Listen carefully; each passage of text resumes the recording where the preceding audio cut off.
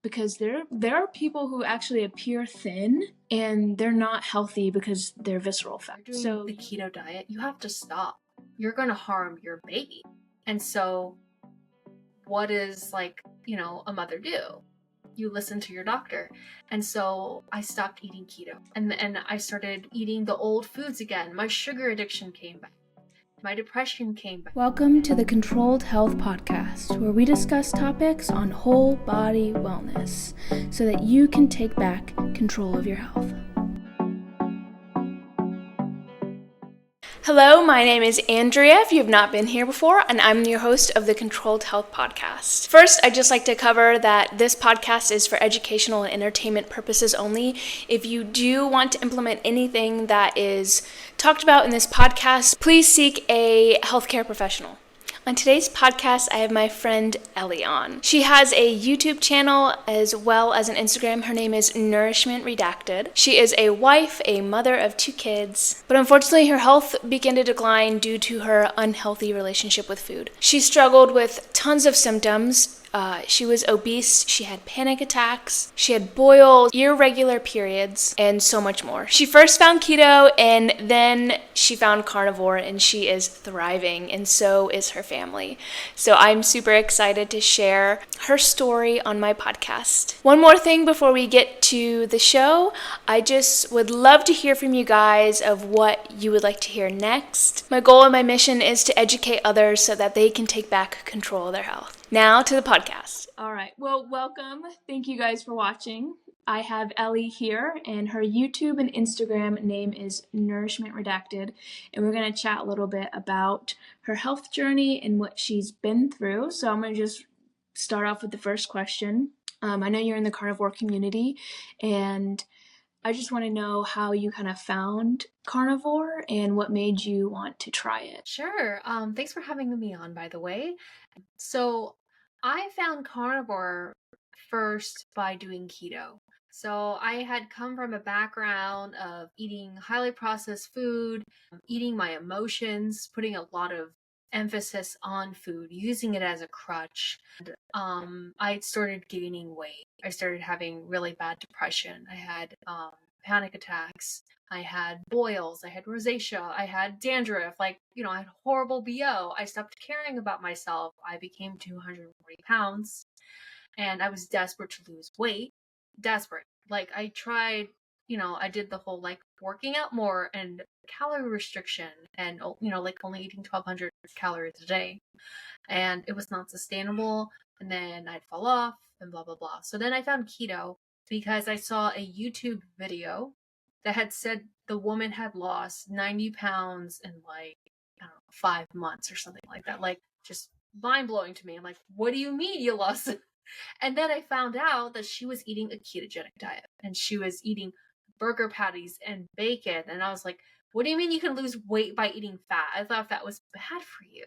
And so that kind of everything just kind of shifted for me. And I was like, okay, I'm going to do it because I love all those foods.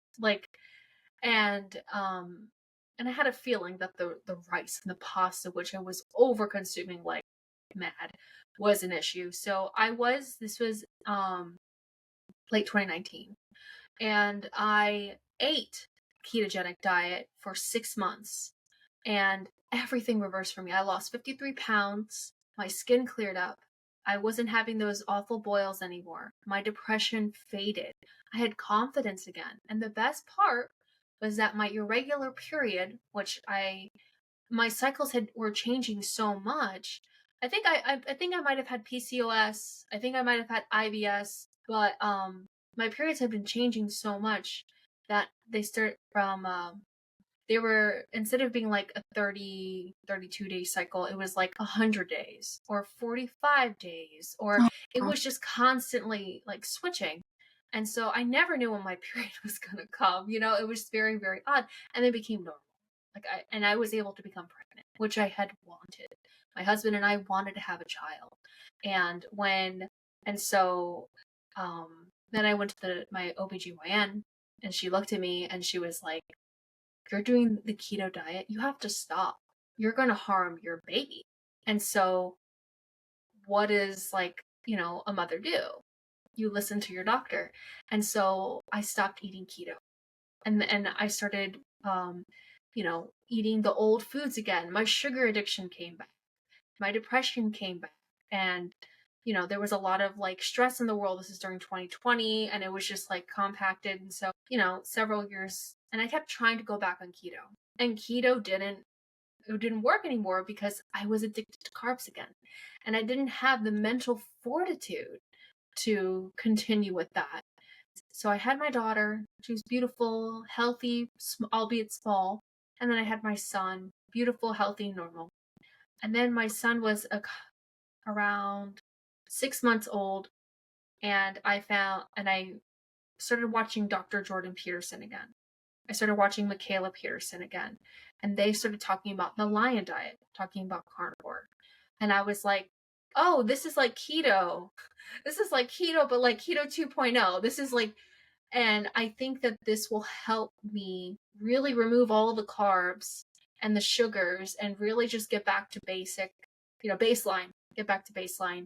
And so I started doing it, and I believed in it so much that I actually had my son do it with me. So he started eating solid foods. So his first foods were eggs and steak, and he was eating what I was eating, and I felt so good about it. And he's still pretty much carnivore, and my daughter slowly came along. My husband slowly came along, and we are pursuing this as a carnivore family. Are there days that they don't eat carnivore? Sure. Like if we go out to eat and stuff like that. But for the most part, I've been carnivore for almost a year. And in this year, I've lost an additional 30 pounds. So now I'm down 75 pounds total. I've lost 30 inches off my body. Just talking about this year. My depression is gone again.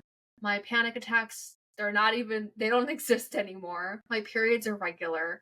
My constipation, which I didn't even talk about my constipation. I was only going like once a month or twice a month. No way. It was awful. It'd be like 5-6 hours of having. Before I had my children, I knew what contractions felt like, because they were like pregnancy contractions. Like I relied on laxatives. I'm sorry, I didn't even mention this earlier. No, I thought I had constipation, going 2 or 3 days without going. I couldn't imagine going a whole month. And like, that was when it was really bad. And then it was like, okay, gotta take a laxative. And then the laxative would just, like, I'm telling you, hours on the toilet. Sorry, I want to know, like, what the doctors had.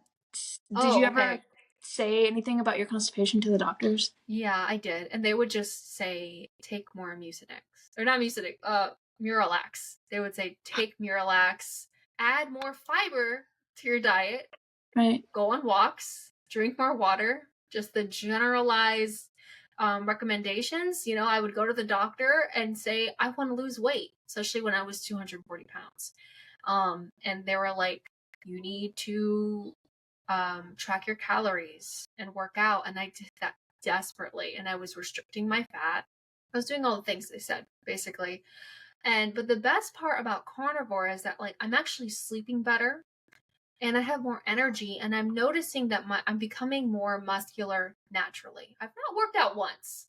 Like, I've not worked out once at all.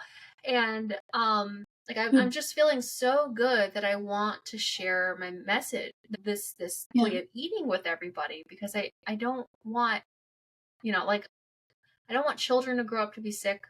I don't want people to, like, grow old and they feel like they don't ever have, like they regret their life because they've not truly lived it, Right. And like, I don't know what it is, but carnivore just, I think I'm finally feeding myself like the nutritious foods that I had been seeking this whole time, because like the brain fog's gone. There's just so many things that have just changed. Like, I've become a new person, I feel like. So yeah, I found the carnivore diet through Dr. Jordan Peterson, Michaela Peterson. And I had done it for a couple of months, and then I fell off when like family came by, because they brought food and I wasn't mentally prepared for it. And I was like, it's fine, I'll just have a little bit, and then it kind of just threw me off. I ended up trying to eat food. Like I was like, okay, I have to go back. And then I ate food in my fridge, and it wasn't labeled. and then I got food poisoning, which is my fault. That has nothing to do with the diet, but please label your meats. I always say that when I tell my story. I like to tell everyone, like, the stuff that's not pretty, like, that's not good, and that really threw me off. And then on May 2nd of 2023, I decided enough is enough. I'm going to do this. And I started eating the carnivore diet, and I have been consistently for almost a whole year. Wow. Yeah, it's really cool. You essentially got your life back. Yeah, I think so. Yeah, I hear a lot of people, not even like with the carnivore diet, but just telling them to improve their diet or don't go out or all of these things. They're like, well, I'm not going to enjoy life anymore. It's like, you're not enjoying life right now being sick. Like, there's so much freedom when we can actually control what we're putting in our mouth. So what, I had a couple questions. One is, what do you eat when you go out? Because this is more just because I'm curious, because I don't eat out at all, just because my reactions are so severe, and I think I may be a little bit scared too. But I haven't. Actually, this weekend I will be actually going out with some friends for my birthday and stuff, so it's going to be a big step for me. But I just want to know what you eat when you go out and what that looks like. Yeah, I think so. When I was first starting doing carnivore, I did eat out, and it would typically be a steak. And then I realized that steak, I can make a better steak at home for better money, and I'm going to feel better, and I'm going to know exactly what's going into my food. And so honestly, I don't really eat out anymore. And I know to some people might hear that and they're just like, oh, I can't do it, and it's like, because, and I actually ate out today. So, because my sister and my brother-in-law are visiting, and we were like, okay, let's all go, let everyone eat. And they had like a roasted pork, like it's a Cuban restaurant with hot food. And so I got roasted pork, and they have onions, it has seasonings in it, but for some reason that one I don't react to. Like, I don't have any, I feel good eating it, and it's so rare that I get it. So, like, that's kind of like the only place I can go to, because I'm not paying $30-$40 for a steak and then saying no to all the sides and then just being like, and then I'm still hungry, and then I go home. So I honestly, I don't really eat out. And if, say, for example, somebody wanted to go out with me, I would just fast or eat beforehand, because I think the most important thing is the connection with the person. That's why we go out to eat. It's to give us a venue, a setting for us to connect with each other and be like, we're doing something, because for some reason, I don't know, sometimes people are just like awkward and they're like, you can't just go over to someone's house. It's like, we have to go do something. You know what I mean? I'm like, come over, let's go barbecue. Yes. Come on, let's be at my house so I know what we're eating, and you won't feel tired and bloated and regret your decisions afterwards. Yeah. Like even today, family members are saying they have like food coma, food baby, and I'm just like, I don't have that. I don't have the bloating or the gas or the anything. It's awesome. It's so funny, because when I was younger and I had all those issues with bloating and gas and stuff, I always thought it was the meat. I always thought it was the meat. I mean, that's kind of what we're taught, right? Yeah. And I didn't eat very many vegetables at all. I've never liked them. And so I was always blaming the meat. And once I went carnivore and I realized that it wasn't the meat at all, it was everything else, I was just blown away at how flat my stomach was, how consistent my bowel movements were. It was just, it's mind-boggling, because everybody, oh, well, you're not able to go to the bathroom and it'll constipate you and it rots in your stomach. I'm like, please. I have the least amount of bloating I've ever had. Yeah. And when I get bloated now, I'm like, dang, I was like this almost every day. And that's so I'm trying to reincorporate foods back into my diet. I have been for a while now. And there will be foods I eat. I'm like, oh. I'm like, nope, not going to eat that again, which has been nice. But I've been able, it's pretty much just meat and fruit, though, that I can really tolerate. And I can do rice sometimes.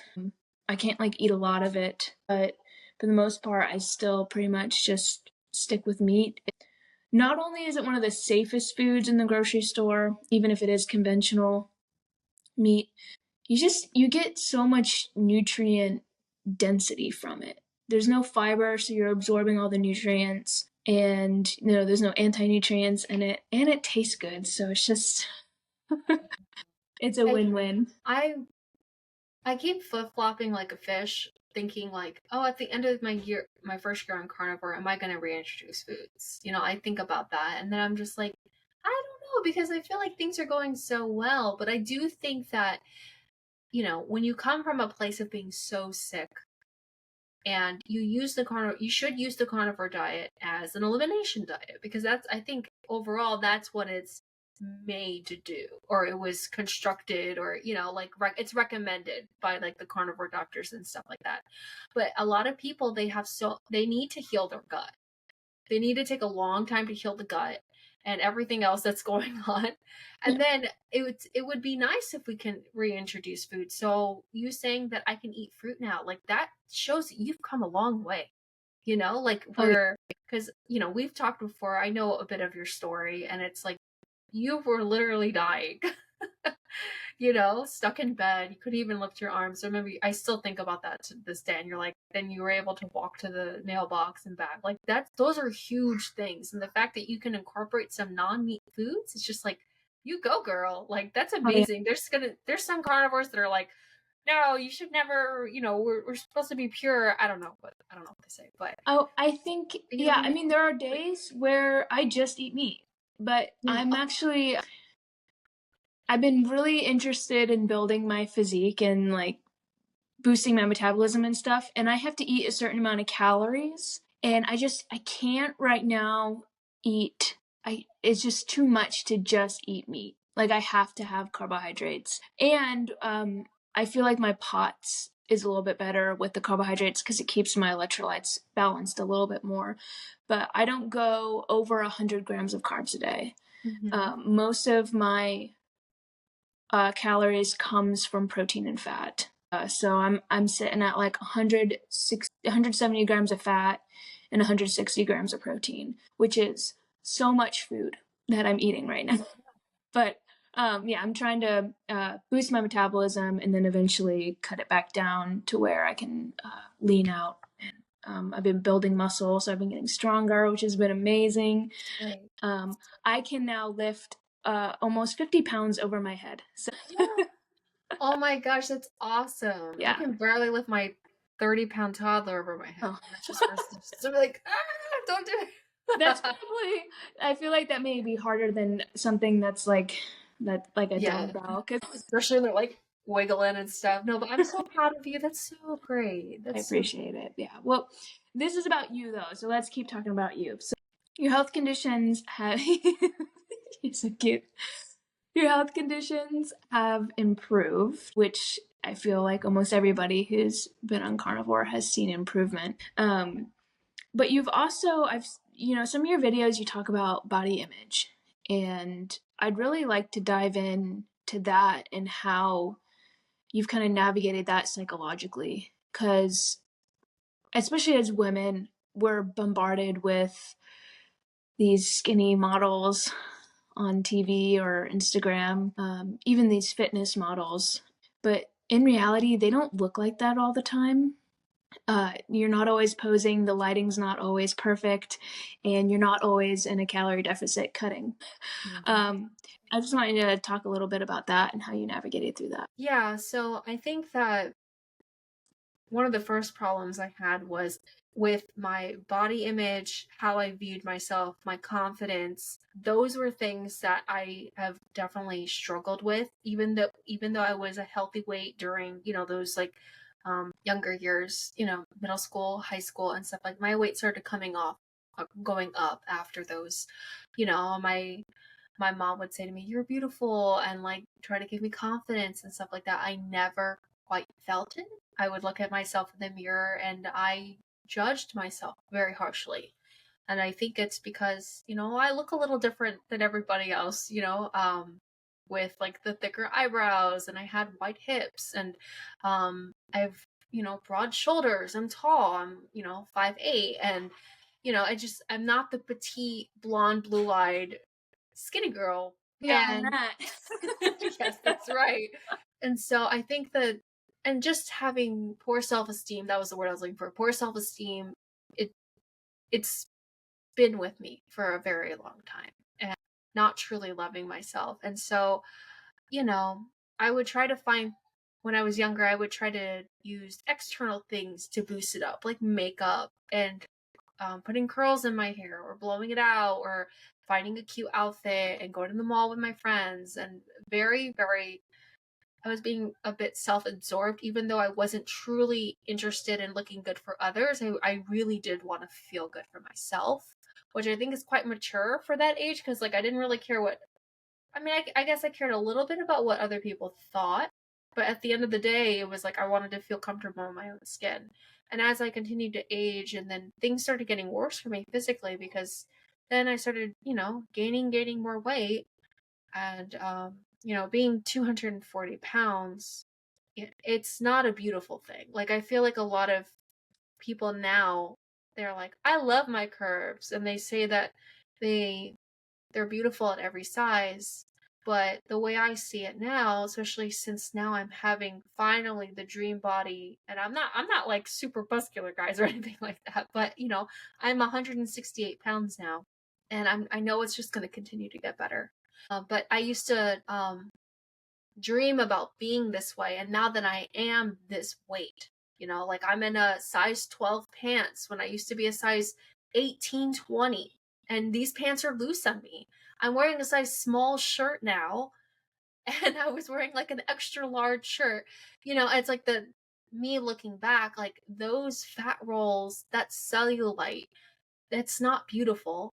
And I don't think it should be celebrated. I think that people should help. I think it's a cry for help. It's the body's way of saying, help me. Yeah, I mean, our skeletal, our bones aren't meant to carry that much weight. Women maybe a little bit more, just because we have to carry babies, but I have family, almost all my family is overweight, and that was a huge fear of mine, is being overweight. And I mean, I guess you could say it still is. But I know what to do now, and I know how not to get there, which I think is important. But it's not even just like the image you said. Sorry for my kids. It's okay. That's cute. I promise they're with their aunt and uncle. They're like, "Where's mom?" But it's not healthy for us to be that way. Most of the time, so I've been really interested in getting a DEXA scan. It measures your bone mass and your visceral and subcutaneous fat. There's actually one down in Charlotte, not too far, and it's not that expensive. I thought it was going to be a lot more expensive, but it's like maybe $300 or something. And I really want to see what my visceral fat is, because there are people who actually appear thin and they're not healthy because they're visceral fat. So you were talking about like your body composition changing, and I'd be interested to see, even though we may still have like some subcutaneous fat, I'm wondering if the visceral fat has decreased a lot, and that's why your clothes are fitting different and all those things. Because since I've been lifting since January, I'm actually the same weight, but my clothes are different. And it's so interesting. My body composition is changing, and it's mostly actually my midsection that has lost most of the weight, which I didn't really need to lose weight there. I know, right? It's like, can we just like pick a little here, a little there? No, I've been taking my measurements since the very beginning, and there were several months, like 4 or 5 months, where I didn't lose any weight at all, and I was like, okay, let's just stay the course because I'm feeling good mentally, I'm feeling good, blah blah blah. But I still had some weight to lose, and now I'm starting to like, I feel like I've hit another level in being carnivore, because now like my energy is like, let's go, like running, and like not running like exercise, but like getting out of bed, and like more of a pep in my step. Not that I didn't have that before, but I just feel there's like a physical difference. And every day I'm just kind of looking at myself and I'm just like, is that me? Like, I just can't believe that this is my body. This is my face. You know, I had horrible rosacea to the point where like I always remember being like, I wonder what my face looks like. I wonder what my skin looks like. I don't remember seeing my skin for many, many years. And that was, it helped, carnivore helped. But something that I found was using castor oil. So using like slugging castor oil over my face, like at night and my neck and stuff like that. That is really helped with the inflammation and whatever else was going on. I guess I know that has like antibacterial properties as well.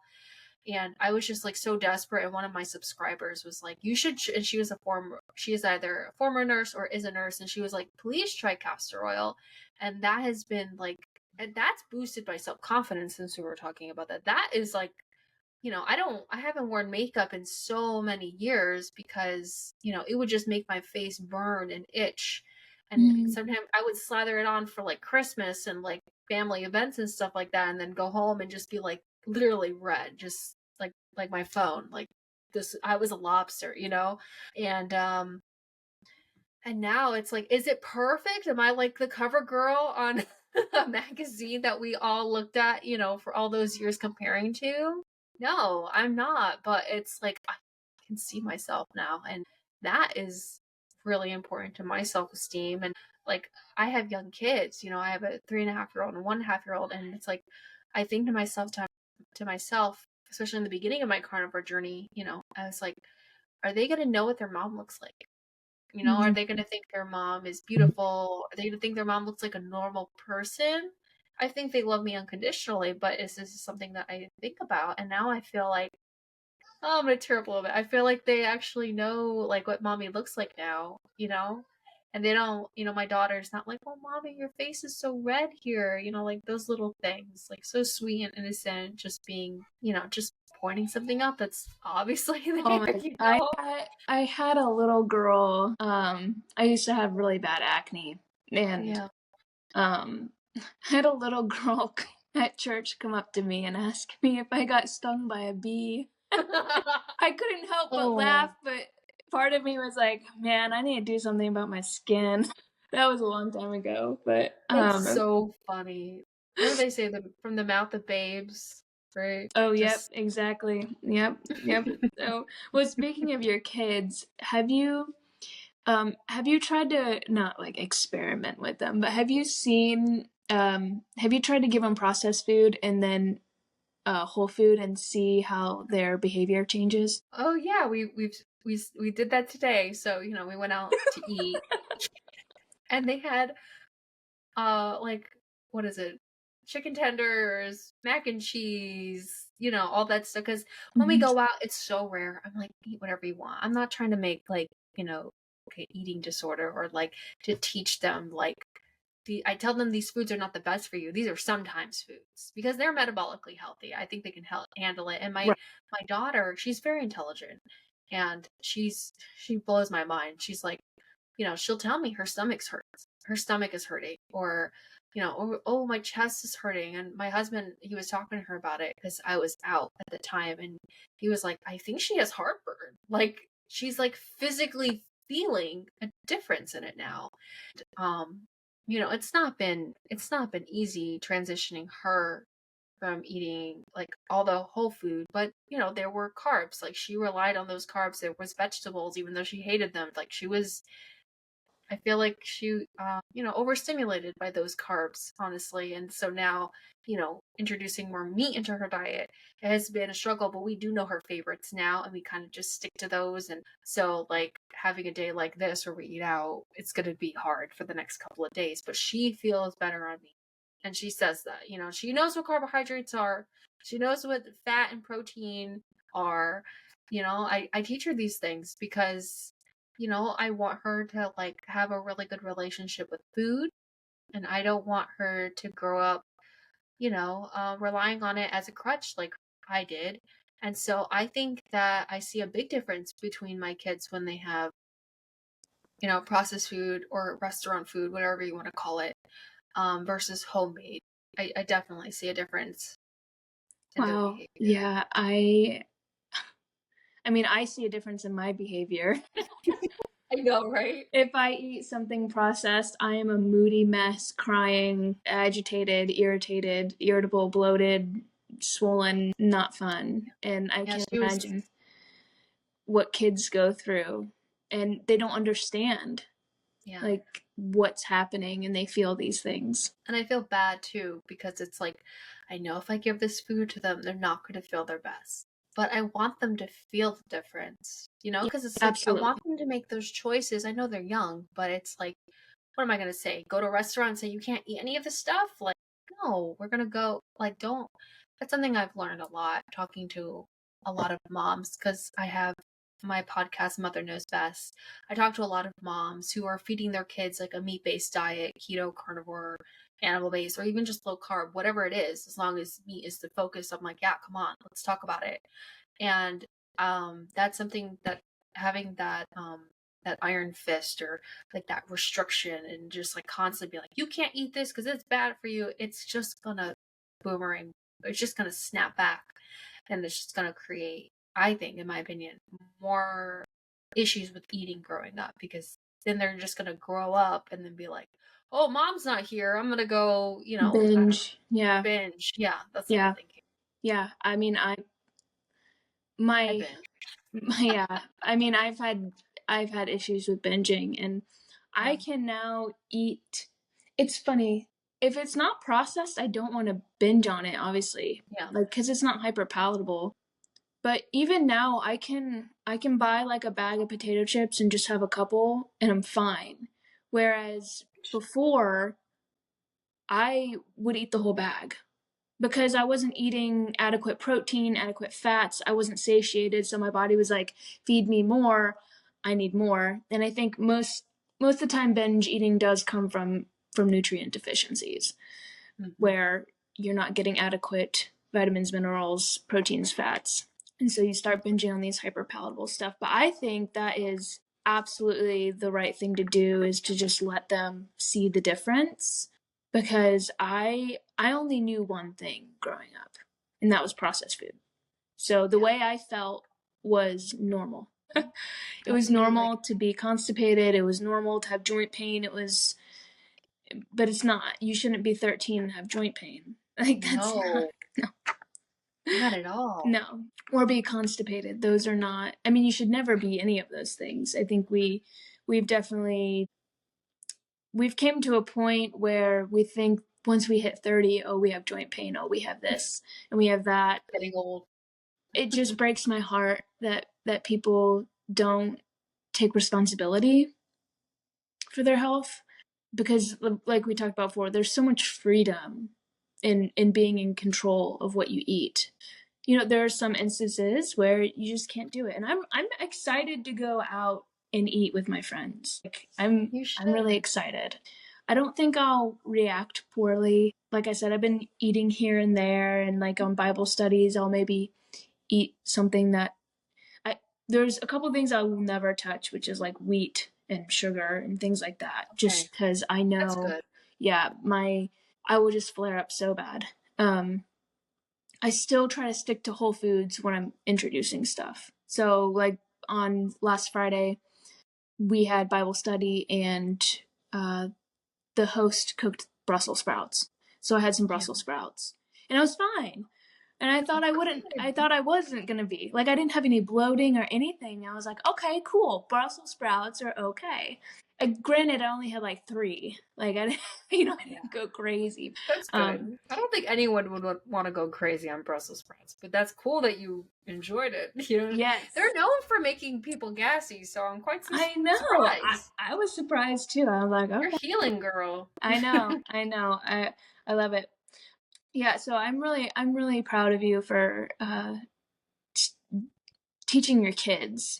A lot of people are scared to go that route with the diet, and I just want to encourage everybody not to be scared with their kids. Now, there are some instances, like you said, where they have maybe some sensory issues or they just don't like certain foods. Obviously, don't force your kid to do stuff, but it should be a very slow transition, incredibly slow. Like it took to get my daughter to eating mostly animal products, it took about 5 months of slowly weeding things off. Like the basic advice that I give usually is like when it runs out, we're out of it. You just don't buy it again. So if you have a pantry full of stuff, just let them slowly eat it, and then replace it with something similar or just something that they enjoy that is an animal product. And don't be afraid of giving your kids cheese and yogurt and all that stuff. Like, let them enjoy that. Give them berries. Like, I think you should just stay in like the ketogenic realm if you want that for them. Like, if you want to pursue this all as a family, obviously getting rid of all those highly processed foods like Pop-Tarts and cereal. It breaks my heart when I see people like watch a show and they're like the kids are eating cereal out of a bowl or something like that. They're like, it's dog food. Like, you're feeding your kids. Go fry them some eggs, get them some bacon, give them a few berries and call it good, But I'm being insensitive right now. I do know that it's hard. Sometimes both parents are working, and there's so many factors that come into it. But if you can do it, try. I think just putting in some effort into it is really like the first step. Don't be scared. Your kids are going to like say, I don't want this, then that's okay. I think that's okay too. They'll eat when they're hungry. And obviously if it goes a very prolonged, long amount of time, just, your child, what's going to work. If your child loves to dance, you're going to say, these foods are going to give you big, strong muscles. This is protein. They're going to give you big, strong muscles so that you can go to your dance practices and you can really like focus and you can, and all that stuff. You tailor it to how your child would really absorb and be happy to hear that. But it's not easy. No, we live in a world where flashbacks to me eating Pop-Tarts on the bus on the way to school. Like my mom wasn't around, especially in the mornings, so we would fend for ourselves. And I know a lot of people are in those situations and they don't really want to be. There are ways around it. You can do yogurt, things that are easy to grab, beef sticks, you can boil some eggs. Just so there's things in the fridge you can grab, you don't necessarily have to cook.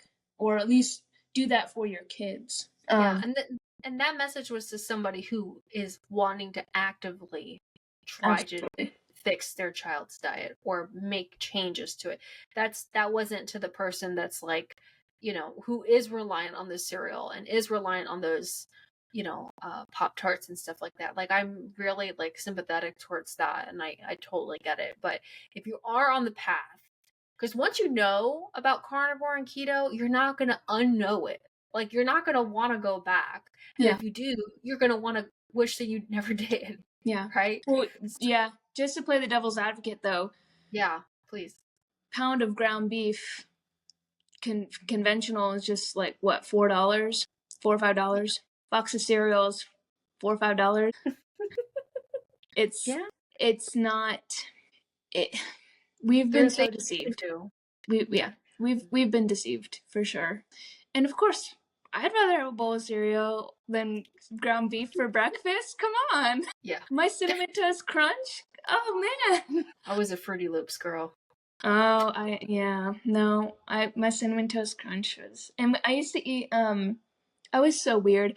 I would eat blueberry bagels cold, like I wouldn't toast them or anything, and I just put big slabs of butter on it. That sounds good. I would do that too. Yeah, but I wouldn't toast it. I thought toasting it was weird, so it was just like this cold. I'd put it in the fridge so it was cold, like a cold bagel. Oh, so weird.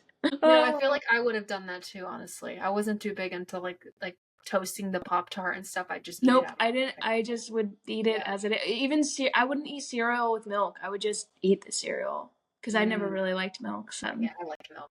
Milk with everything. I would put more milk. Yeah. Right. Sorry. Well, yeah. Do you pour your milk first or last? I would do the cereal first, then the milk. Yeah, I would do the milk first. You're so unique.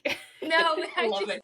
I didn't want all the cereal to be soggy, and I wanted to know how True. much milk I was putting in there, so I would only put like Mhm. a little bit of milk, so like most of the cereal was still crunchy.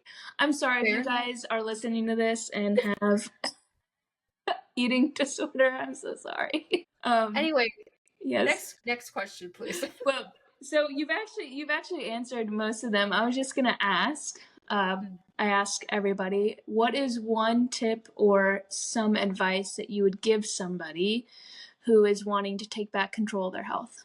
Yeah, I think that this is probably what it was for me, is that you have to, if you're going to take control of your health and you're going to use keto or carnivore or even low carb, whatever it is, you're going to step away from the processed foods, you're going to step away from the conventional doctor's advice and take your health into your own hands. It's that you have to remember not just your why, but you have to remember the pain. You have to remember the darkness of it, because there, at one point in my life, I was in a hole.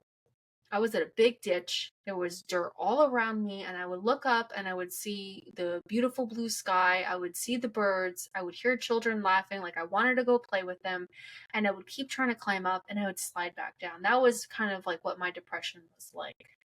And I think about me being at the bottom of that ditch. I remember me having boils where, they were so painful and my husband would have to drain them. I remember that my face would burn. I would remember how I hated how I looked. I hated myself. I hated that I couldn't, walk without my knees clicking and, having knee pain. Like, there's all these things. I remember the very deep, dark, horrible things that had happened to me. And I remember my successes. Even if you've done, say, the carnivore diet for a week and you're like, I lost 8 pounds of water weight and I'm not snoring anymore. Hold on to those. Please grab onto those, because it is so, and remember the comparison to that, like, were you on, like, did you have sleep apnea or whatever it was, it's like, if you don't remember the darkness and the pain, you're going to forget because you're going to feel so good. And then you're going to have there's going to be, something that's going to sabotage you, because life happens, we can't live in a perfect bubble. And we don't live in a perfect bubble. And so we have to remember the good, but remember the bad more. And I know that sounds like kind of dramatic and stuff like that, but when I first started doing carnivore, I was like, whatever, I feel great. It's fine. I'm just going to eat the whatever they brought that party. And it really messed me up mentally. And I wish I could have that time back, because I think that the more time you feel good, and if you do slip up and it happens, like, I'm not going to say that it doesn't happen, but you're going to wish you never did. So let's take those successes and let's go with that and be proud of yourself. And yeah, that was my long answer. No, It's just that's so great. important to me. Yeah. That's great. I've been in some social settings and people are like, "Oh, I'm trying to not eat this," but then they're like, "But there's just cookies right in front of me," and they grab a cookie, and I think back to, because I was like that too. I mean, Me too. I've been gluten free for probably about 10 years, because that's really when I started noticing that food was affecting me, and especially wheat. But there would be days where I'd be at Bible study or something, there's pizza and cookies. I'm like, whatever, like, I'm just going to eat it. And then I would either spiral me or I'd feel bad, or both. And, I've gotten into the point, especially with my health, that it's just not worth it. It's I hate these stupid things. your computer's agreeing with you. Welcome to the future. Yes. I have to stop talking with my hands. Yeah, it got to a point where it just wasn't worth it. It honestly kind of makes me sick just to even think about it. And it makes me really sad that people are still, or that people have that such strong addiction to these foods, and they don't have enough strength or not necessarily strength. They just don't know the other side. They don't know how good the other side is. They let the food control them when they should be controlling their health. Yeah, exactly. Yep. Yes. Good. We did it. We did it. Yeah. All right, Ellie. Well, thank you so much for finally being on. I had to beg her and drag her on here. She's got a beautiful, amazing, crazy life. So, anything else you want to say, Ellie? I just want to say thank you for having me, and I hope that whoever's listening to this, if they're on the path that they're thinking about starting, just go for it because you're worth it. Amen. All right. Well, thank you so much, and hopefully maybe I'll have you on here again.